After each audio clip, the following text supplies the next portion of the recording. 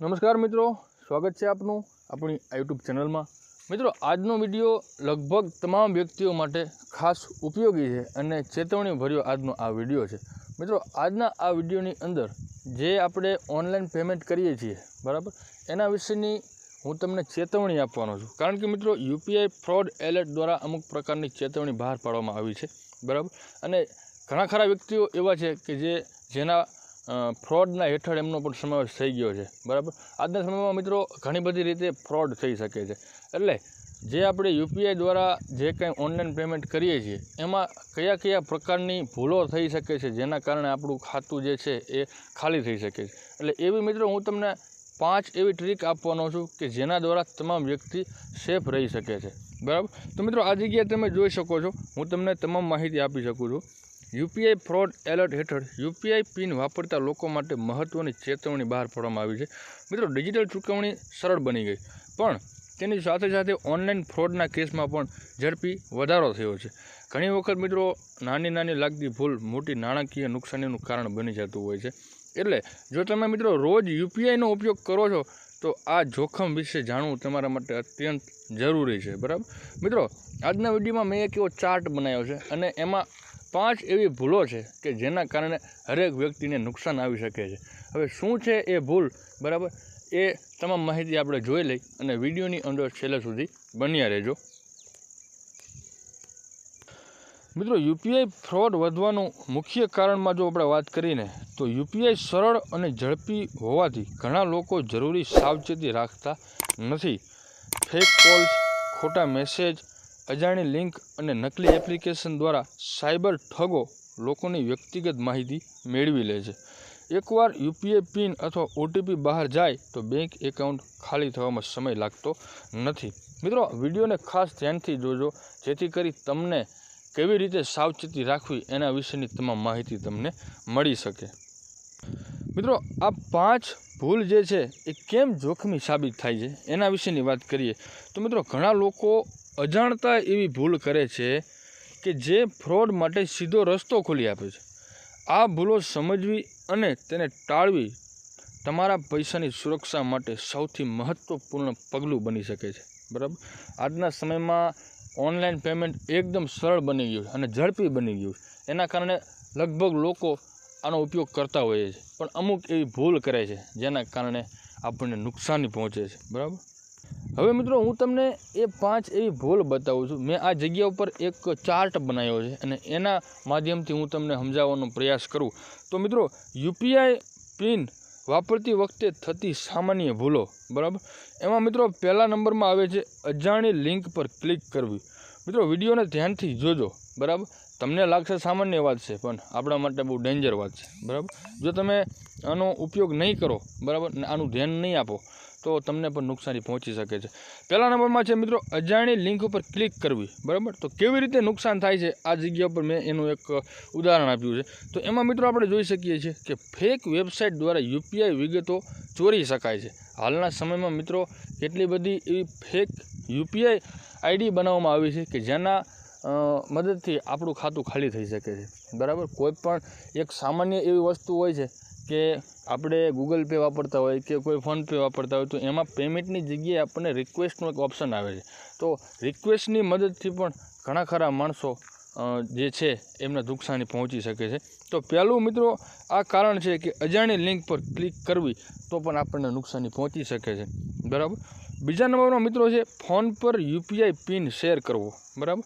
હવે એનાથી આપણને નુકસાન શું થાય તો ફ્રોડ કોલ્સ દ્વારા ખાતું ખાલી થઈ શકે છે બરાબર। કોઈ પણ યુપીઆઈ પિન તમે શેર કરશો તો પણ નુકસાની પહોંચી શકે છે બરાબર। એટલે એની અંદર ઓટીપીનો સમાવેશ થઈ જાય બરાબર। મેં તમને કીધું એમ કે ખોટી યુપીઆઈ આઈડી પણ ઘણી બધી બનાવવામાં આવે છે, એટલે ખાસ ધ્યાનથી તમારે ઓનલાઈન પેમેન્ટનો ઉપયોગ કરવો બરાબર। ત્યાર પછી મિત્રો બીજું એક કારણ એ બની શકે છે, હું તમને બતાવી દઉં, અજાણી એપ ઇન્સ્ટોલ કરવી બરાબર। તમે જુઓ, અજાણી એપ ઇન્સ્ટોલ કરવી, હવે એમાં મેલવેર એપ્સ ડેટા ચોરી લે છે, તમે જુઓ। અને આ મિત્રો ખાસ અગત્યનો ટોપિક છે, અજાણી એપ ઇન્સ્ટોલ કરવી બરાબર। ખાસ ધ્યાનથી સાંભળજો, હું તમને એક ઉદાહરણ આપું બરાબર। મિત્રો, હાલના સમયમાં ઘણી બધી એપ્લિકેશનો એવી છે કે જે આપણો વ્યક્તિગત ડેટાને સંગ્રહ કરે છે તમે આપણે બધા જાણીએ છીએ તેમ કોઈ પણ એપ્લિકેશન તમે પ્લે સ્ટોરમાંથી ઓપન કરશો કે પછી ગૂગલમાંથી ક્રોમમાંથી તમે ડાઉનલોડ કરશો અને એને પહેલી વખત તમે ઇન્સ્ટોલ કરશો ને એટલે મિત્રો આપણને પરમિશન માગે છે, બરાબર. કોઈ પણ એપ્લિકેશનનો ઉપયોગ કરતાં પહેલાં એ એપ્લિકેશન પરમિશન માગે છે. ગેલેરીની પરમિશન માગે છે, કોન્ટેક્ટની પરમિશન માગે છે, મીડિયાની પરમિશન માગે છે, બરાબર, માઇક્રોફોનની પરમિશન માગે છે, તમામ પ્રકારની કોન્ટેક્ટની તમામ પ્રકારની પરમિશન માગે છે અને ત્યાર પછી જ આપણે એ એપ્લિકેશનનો ઉપયોગ કરી શકીએ છીએ.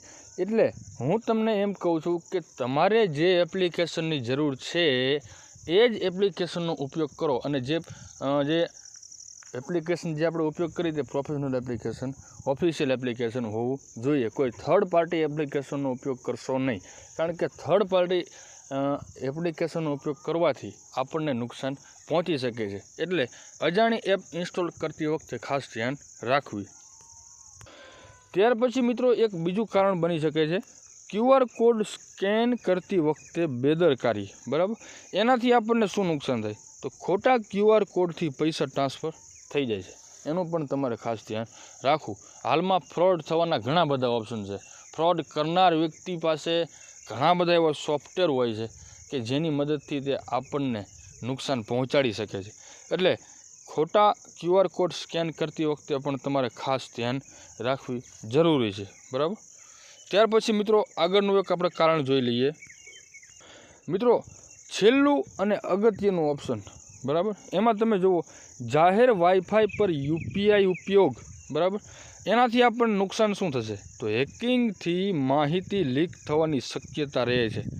અત્યારે લગભગ જગ્યાએ જાહેર વાઈફાઈ લાગી ગયેલા હોય છે અને કોઈ પણ વ્યક્તિ હોય એ જાહેર વાઈફાઈનો ઉપયોગ કરતા હોય છે અને એમાં આપણને OTP આવતી હોય છે. આપણે અમુક જે માહિતી ભરીએ અને આપણને OTP આવે છે, એનો પાસવર્ડ તરીકે આપણે એનો ઉપયોગ કરવાનો હોય છે અને કોઈ પણ વ્યક્તિ એનો ઉપયોગ કરતા હોય છે. એટલે આ બાબતની ખાસ ધ્યાન તમારે રાખવી કે જાહેર વાઈફાઈ હોય, બરાબર, કોઈ ફ્રી વાઈફાઈ ઝોન કોઈ પણ જગ્યાએ હોય, ગવર્મેન્ટ કોઈ પણ સંસ્થા હોય છે ત્યાં તો કોઈ પ્રકારનો પ્રશ્ન નથી, પણ કોઈ પ્રાઇવેટ સેક્ટર ઉપર કોઈ જાહેર વાઈફાઈ હોય તો એ જગ્યાએ ખાસ ધ્યાન રાખવી. કારણ કે જાહેર વાઈફાઈમાં કેવું હોય છે કે આપણે એનો પાસવર્ડ તો આપણને ખબર હોતો નથી, પણ એ જાહેર વાઈફાઈ સાથે આપણો મોબાઈલ કનેક્ટ કરવા માટે આપણે અમુક પ્રકારની વિગત એન્ટર કરવી હોય છે, અમુક પ્રકારની વિગતો આપણે સબમિટ કરવી પડતી હોય છે, બરાબર. એ વિગતો તમે સબમિટ કરો ત્યાર પછી આપણને એક OTP આવે. એ OTPમાં જે કોડ નંબર આવે એ આપણે વાઈફાઈમાં સિલેક્ટ કરવાનો હોય, બરાબર. તો એ આપણે જે વ્યક્તિગત માહિતી આપણે એન્ટર કરીએ છીએ, આપણો મોબાઈલ નંબર છે, આપણું નામ છે, આપણું લોકેશન છે, બરાબર, એ જે વ્યક્તિગત માહિતી આપણે જે એન્ટર કરીએ છીએ તેનાથી પણ આપણી સાથે ફ્રોડ થઈ શકે છે. એટલે આ બાબતે ખાસ તમામ વ્યક્તિને મારી વિનંતી છે કે જે કોઈ વ્યક્તિ, હવે જો કે હાલના સમયમાં તો લગભગ તમામ વ્યક્તિ UPI IDનો ઉપયોગ કરે જ છે, એટલે જે કોઈ વ્યક્તિ ઉપયોગ કરે છે તેમને ખાસ આ 5 પ્રકારની જે ભૂલ છે એ બાબતે ખાસ ધ્યાન રાખવી.